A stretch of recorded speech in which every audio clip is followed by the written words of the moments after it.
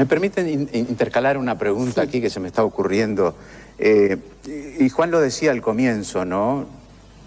Creo en la ciencia, pero no la adoro a la ciencia. No voy a rezar, no me arrodillo a adorar la ciencia. Usted decía otro tanto. Pero las gentes que no entienden, que no saben de ciencia y que ven la evolución fantástica que está teniendo el mundo en andas de la ciencia y de la tecnología, ¿en qué pueden creer? ¿A qué se pueden asir? Es decir, porque el hombre es un espacio racional y es un espacio espiritual.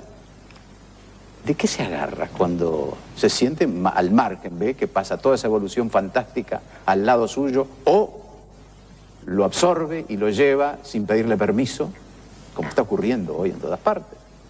Para mí es muy sencillo. ¿De qué se tiene el hombre? Porque está desde los orígenes en la naturaleza humana. Never, el seré como Dios. Esa fue la transgresión del hombre y la desobediencia a Dios, y lo que todos los días, muchas horas al día, nosotros tenemos esa misma tentación, el seré como Dios, poner otras cosas en lugar de Dios. Yo a mí misma, la soberbia, vanidad, muchísimos defectos que me hacen centrar en mí misma y no ir hacia Dios o hacia los demás. Yo creo en la humanidad, dice usted, Ope, Sí. porque ¿se siente aludido por lo que dice la señora? No lo comparto, obviamente, y me parece importante señalar que a partir de un sincero respeto por quienes tienen fe y sobre esa fe construyen su escala de valores, hay otros que no tenemos fe y que también tenemos nuestra escala de valores. Es decir, hay una ética que no tiene un fundamento trascendente ni pretende tenerlo, hay una ética humanista, liberal, que en el caso de lo que yo profeso, que no tiene por qué buscar asidero o sustento en Dios o en las distintas formulaciones espiritualistas que puedan ensayarse. Yo no renuncio a la ética, al contrario, pretendo hacer de ella el eje de mi vida. Me interesa muy bien señalarlo, porque a veces cuando se habla en contra de lo que se llama la crisis moral de nuestra época, la necesidad de valores, hay quienes piensan que eso remite automáticamente a la necesidad de creer en algo trascendente. Yo respeto a quienes creen en algo, es más, en algunos momentos los envidio, confieso, pero para quienes...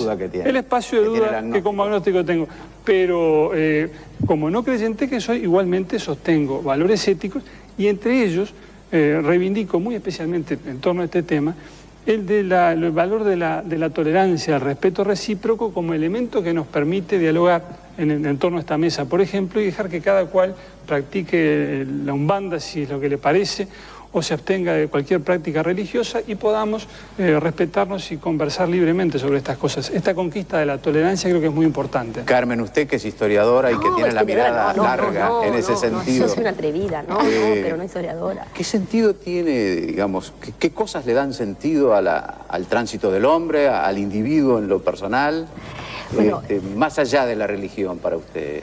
¿O necesariamente el sentido está en la religión? Ay, lo que pasa es que todas las palabras que estamos manejando son, como para Humberto Eco, polisémicas, porque algunos han vivido el ateísmo como una religión, ¿no? Algunos, ¿no es cierto? También para algunos ha sido la fe que les ha dado sentido a la vida. Yo creo que el ateísmo es una de las grandes religiones del siglo XX. El ateísmo. Existía desde antes, pero en el siglo XX ha tenido una difusión masiva que no fue anteriormente. No lo digo religión en el sentido peyorativo como atarse a dogmas y ritos, no, como lo que ha dado sentido a la vida. Entonces yo entiendo, si comparto lo que dice el doctor, que se puede, sí, por supuesto, tener una ética no en bases sobrenaturales, incluso entre los creyentes no todos tienen la misma ética.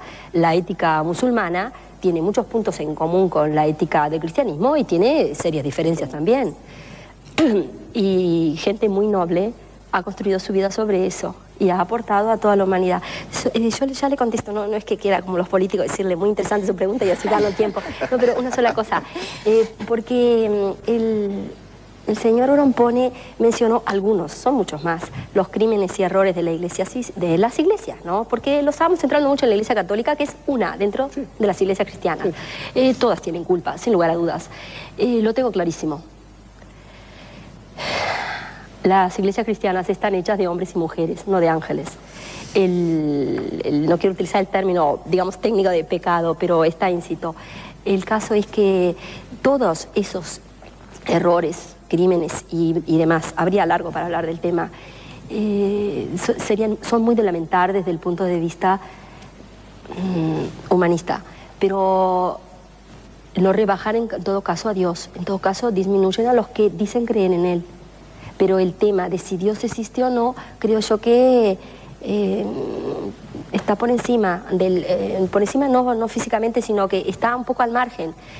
Si todos los creyentes, felizmente además no es el caso, de una confesión, supongamos el Islam, fueran infieles a lo que creen, no cumplieran los mandamientos de su fe, los preceptos de su religión, eso no sería un argumento para demostrar que Alá, el Dios de los musulmanes, no existe. Lo que sí demostraría hasta el hartazgo es que no estuvieron a la altura, no llenaron esas expectativas. El tema es muy complejo. Entonces usted me dice, además de la religión, yo creo que para muchísima gente, incluyéndome en un mar de dudas, yo no tengo una fe monolítica, sin fisuras. Creo que muy poca gente la tiene. Me alegro de oír decir al doctor que es agnóstico lo que muchos amigos agnósticos me han dicho siempre, que a veces han deseado creer. Bueno, yo también muchas veces he deseado no creer. O sea, los materialistas tienden a pensar que los creyentes tenemos una fe que nos da una seguridad tremenda. Ay, ojalá fuera así, ¿no? Pero no es. Bueno, no sé si ojalá, porque una fe que no se cuestiona, que no se plantea, probablemente sea superstición, ¿no? Entonces, a mí, personalmente, mi fe me ha ayudado. Yo vengo también de una familia atea y anticlerical, ¿eh? O sea, la tradición es una fuerza, a veces, bidireccional. A mí, personalmente, me ha ayudado. Yo no sé si me ha hecho un poquito mejor, probablemente no. Sería un demérito, pero no de mi religión, sino mío. Y sé que a muchísima gente le ha dado enorme aliento. Algunas veces que no he creído, he tratado de buscar razones para creer. Y creyendo también trato de encontrarlas, porque hay algo de racional en toda fe, aunque reconozco que en todas las religiones hay, sí, mucho absurdo. Pero el problema de la fe, básicamente, es difícil de tratar, porque el que siente la fe es como el que está enamorado. ¿Cómo explica uno a alguien de quién está enamorado? No puede decir que porque tiene grandes ojos, porque hay 100 millones que tienen grandes ojos, ¿verdad? O porque es bueno, tampoco, porque si fuera por eso, 200.000 enamorados hubiera tenido la Madre Teresa de Calcuta. ¿Por qué se enamora alguien de alguien? Es una cosa tan sutil y tan compleja. Bueno, la fe es algo así, es dificilísimo de explicar, es como a otra persona que tuviera fe, aunque no fuera de la mía, es mucho más fácil de hablarle, pero entendernos en este plano con los creyentes y no creyentes es como entre ciegos hablar de colores, porque las palabras les dicen cosas distintas, tienen resonancia diferente. Digo, es difícil entendernos en esto. Creo que en casi todos los otros planos podemos entendernos, porque la ética humanista a la que ustedes hacían referencia es para hombres de buena voluntad. Básicamente es la de todos los creyentes. ¿No? Juan, una palabra final prácticamente. Bueno, creo que decir que las instituciones no son culpables, los culpables son los hombres, eso se usa a veces sí y a veces no, porque hoy hemos oído hasta el cansancio que el culpable era el comunismo, no Stalin. Es decir, las culpas de la Unión Soviética no caen sobre los hombres, caen sobre las instituciones. Entonces, en este caso se apoya exactamente el razonamiento contrario. Es decir, por eso yo creo que es bastante endeble el argumento en que las instituciones no son las responsables, los hombres son los responsables. Yo diría que las instituciones y los hombres son casi indisolubles y entonces cuando caen, caen ambas.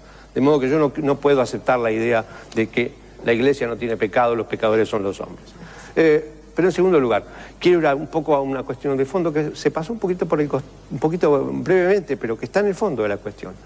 Creo que en el fondo de la cuestión del pensamiento cristiano y del conflicto con la ciencia está en el origen, está en el mismo origen de la cosa. Es decir, la propia idea del pecado original, ser como Dios, viene de la prohibición original en el paraíso. Palabra más, palabra menos, interpretación más, interpretación menos, es muy clara. Es no beber o no tomar el fruto del árbol de la ciencia. Del árbol de la ciencia. Se le puede adornar con toda la idea que quieran, pero la prohibición de Dios en el paraíso, después hacer lo que quieras, menos conocer. De modo que ese conflicto arranca en el pecado original. Es decir, no creo que se arregle así nomás. Entonces, no creo que sea problema de las instituciones, creo que el problema de los hombres y las instituciones es indisoluble, y creo que el problema de fondo arranca, en el caso del cristianismo, arranca desde el principio. En el caso de los musulmanes también.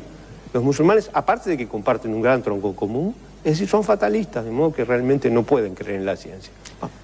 Señores, señoras, este es el tipo de temas que hay que clausurarlo por decreto, porque podemos discutir mucho tiempo. Quiero un instante final para que todos ustedes puedan reflexionar.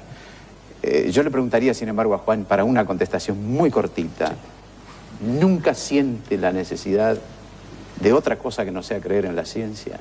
¿Nunca siente un vacío que le dice, capaz que existe Dios, capaz que hay algo que me lo estoy perdiendo? Auténticamente, jamás lo he sentido. ¿Ope? Yo ya he dicho que he dudado, vivo con la duda, pero en definitiva no cuento con Dios para vivir. Y a título de esa palabra final que pedí recién, digo simplemente esto, que estamos en un tiempo en que reverdece el fenómeno religioso. ¿Se acuerda que Malraux decía, el siglo XXI será religioso o no será? Pero reverdece el fenómeno de mil maneras distintas. Entonces me parece que lo importante es no tratar de convencer al otro de aquello en lo que el otro no cree, sino respetarnos mutuamente. Y acá vuelvo con la tolerancia y con el Estado laico, como el Estado uruguayo, que ha logrado en este siglo XX, a veces escribiendo Dios con minúscula, pero en definitiva, a través de una constante histórica en este tiempo, garantizar en este país la libertad religiosa más completa para todos. Volver a Artigas, entonces. Creo que esa es la base para encarar este siglo XXI de religión, ¿no? Bueno, usted... Totalmente de acuerdo. Yo estoy convencida que Valle le hizo un enorme favor a la Iglesia Católica. Una iglesia pobre y una iglesia fuerte, por supuesto. Yo tengo amigos que son testigos de Jehová y han sido ridiculizados por algunos aspectos un poco extraños de su manifestación. Los he defendido siempre. Felizmente vivimos en este país cuyo himno dice libertad. Y para un creyente la libertad es el atributo esencial de Dios. Me alegro tener esa coincidencia con quienes dicen no creer. Elaiza. Sí, una cosa que quería decir cuando hablo de las instituciones, quiero recordar que la Iglesia Católica es una institución divina, no de los hombres. Entonces, por supuesto, está fundada en Dios y formada por los hombres. Pero, y lo que decías tú, me cuestiono, pero claro, si Dios entrara en mi cabeza, no sería Dios, no sería el Todopoderoso, no sería el Omnisciente. Claro. Entonces tengo que reconozco que soy una persona limitada y que hay alguien que es infinitamente superior a mí y que es mi creador. Y esa es, por supuesto, el acto de fe. Y no soy menos por eso. Estoy tocando una realidad de mis limitaciones y reconozco un Dios todopoderoso que todo lo sabe y que todo lo puede. Muy bien. Y quería decirle que sí, esto de la separación de la Iglesia y del Estado, que yo también creo que es un beneficio, por supuesto, no con ataques injustos. Me parece que se puede hacer por un camino viable, ¿no? Y que además la fe, que se dejó ver un poquito en el video como sentimiento. La fe no es un sentimiento. Los sentimientos son pasajeros. La fe es realmente... Por lo menos creo que la verdadera fe son firmes convicciones, es un camino de vida en coherencia y de acuerdo a mis principios. Bien. No es algo pasajero. Agradecemos a la señora Elaiza Vega de Varela, a la profesora Carmen Andrés, mucho gusto de reencontrarnos con usted, la veíamos en los pasillos aquí un poco nerviosa antes, al doctor Ope Pasqué y al ingeniero Juan Crompone por habernos acompañado esta noche. Y volvemos en instantes.